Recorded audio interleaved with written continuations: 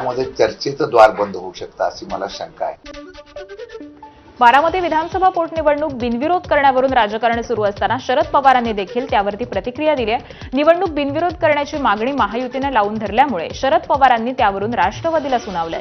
तर बारामतीसाठी शरद पवारांच्या पक्षाकडून उमेदवार देण्यात आला नसला तरी लोकसभेवेळी सुप्रिया सुळेंविरोधामध्ये राष्ट्रवादीनं सुनेत्रा पवारांना मैदानामध्ये उतरवलं होतं, याची जाणीवपूर्वक आठवण पवारांनी करून दिली. तर काँग्रेसवरती नाराजी व्यक्त करणाऱ्या पार्थ पवारांना देखील शरद पवारांनी टोला लगावलाय. असे पक्षांनी देणं त्या फार चुकीचं असं नाही. त्यांनी दिलेले पक्षाचा अधिकार आहे, त्याची फार चर्चा करण्याचं कारण नाही. आणि विंडोर द्या ही मागणी करण्याचं काही कारण नाही.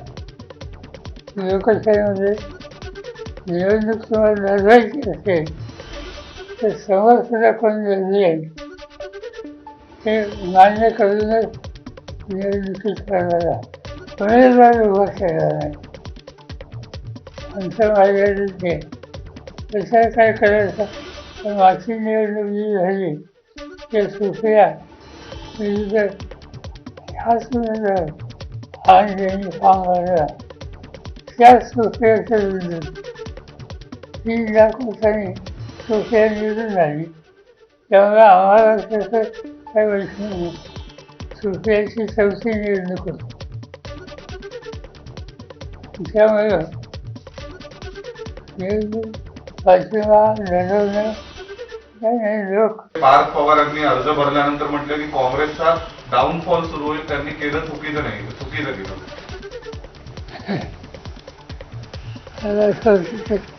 राजकारणामध्ये महत्वाची लढण्याचं शेतन करायला एक प्रकारची परिपक्वता लागते.